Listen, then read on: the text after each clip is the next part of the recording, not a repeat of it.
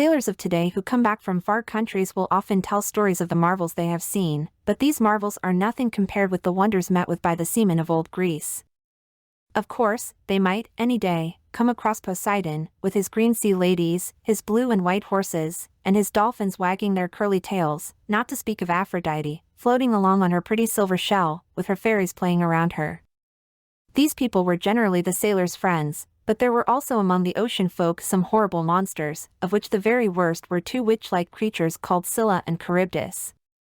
Scylla had once been a beautiful princess, but she had been turned into a monster as a punishment for a very shocking thing she had done.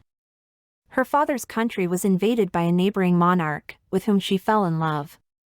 She knew that, among her father's silvery hair, one lock was colored purple and hung in this strange tint over his wrinkled forehead. She also knew that so long as the purple lock grew safely among the white hairs of the old king, his country could never be taken from him.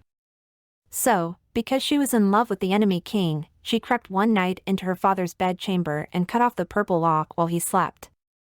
Then, with the little tuft of hair in her hand, she went to the camp of the invading king and, offering him the purple lock, told him what she had done for his sake. But he, a brave and honest man, was filled with horror. He declared that he could never benefit by such a wicked deed and ordered his ships to be made ready to sail immediately.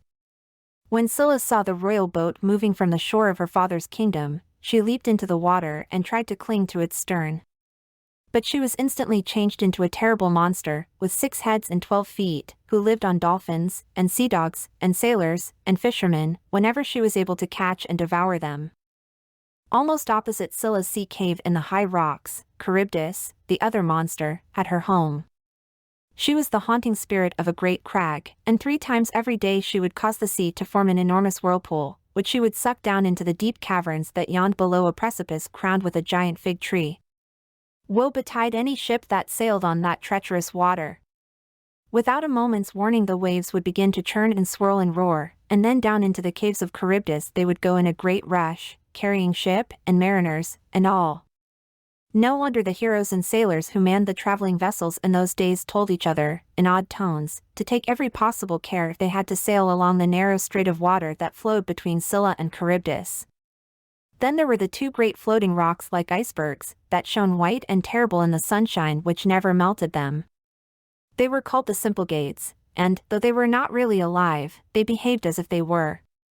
They rode on the sea, side by side, close to a strait that was as narrow as the strait which divided Scylla and Charybdis. Whenever a ship came sailing proudly through the strait, the Symplegades would place themselves in readiness, just where the channel was at its narrowest. Then, when the vessel was passing between them, these 2 great, white, cruel rocks would begin to draw together, moving with deadly certainty and swiftness, until they met with a terrible crash, and ground the ship to powder in their hard embrace. It took a brave and clever captain to steer his ship between the Symplegades, but, as you know, Jason managed it, and the rocks stuck together at last. There were also the Sirens' Islands, which were as dangerous as anything else, though in a different way. They were inhabited by beautiful maidens, who sang the most lovely and haunting songs, which floated out over the moonlit seas on calm nights until the sailors who heard them nearly went out of their minds with love, and with longing to see the owners of those thrilling voices. But whoever landed among the silvery mists that hung over the enchanted islands, and saw the white nymphs dancing among the dewy starlit flowers, was instantly struck down by death, and left his bones to whiten among the bones of those other men who had been overcome by the magic of the sirens' melodies. Floating up and down in the cradles made by the furrows of the waves were the nests of the halcyons, sad-voiced seabirds who gave plaintive warning of a storm.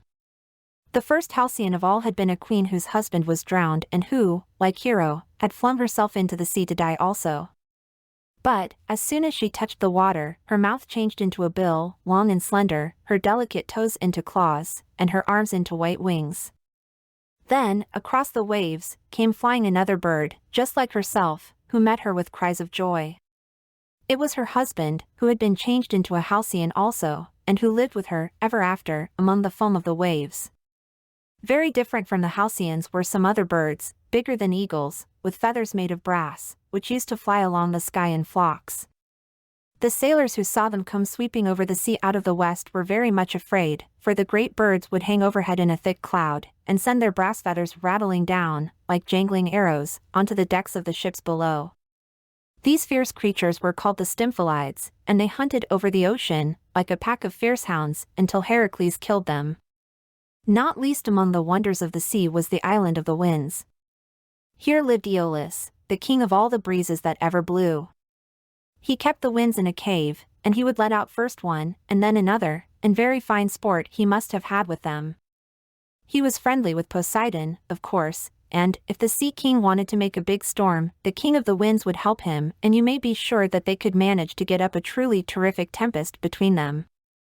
Among the dolphins which had been born in the sea were those who had once been the pirates who tried to capture Bacchus. And among the Tritons and mermen and other ocean folk was a very happy immortal who once had been a fisherman. He was called Glaucus, and, when he was living on earth as an ordinary mortal, he earned his livelihood by selling the fish that he caught in the bay near his home. One night he drew up his net so full of fishes that it nearly broke, and it was with great difficulty that he placed it on a grassy bank near which his boat was moored. He began to take the fish out, one by one, and, as he did so, he saw that those which were left in the net were nibbling the grass through the meshes, with a most extraordinary result. For, the moment a fish had swallowed a blade, it became so strong that it leaped high out of the net, flashed through the air like silver lightning, and dived deep into the sea again, disappearing instantly from sight. Glaucus watched one fish after another vanish back into the water in this fashion, and, at last, was seized with the desire to nibble a blade of grass himself. He lifted the slender, green thing to his lips, bit it, and swallowed it. Immediately a strange thrill ran through all his limbs, a feeling of strength and vigor and freshness, and, with it all, a passionate desire for the cool, salt freshness of the sea. Without a moment's hesitation, he sprang to his full height on the bank, raised his arms above his head, and dived after the fishes into the deep blue water. And, behold, he found that he could breathe, and swim, and dart about, as comfortably as any lusty trout or silver salmon. So, discovering that it was really very much nicer to live in the sea than on the land, he made up his mind to stay there, and stay he did, forever. Other folk there were in those blue waves which lapped around the fair islands of Greece in the long ago, and one of the most wonderful was called the Wise Old Man of the Sea. But before you come to the tale of the Wise Old Man of the Sea, you must read some more stories and make the acquaintance of the greatest traveler of all, Odysseus himself.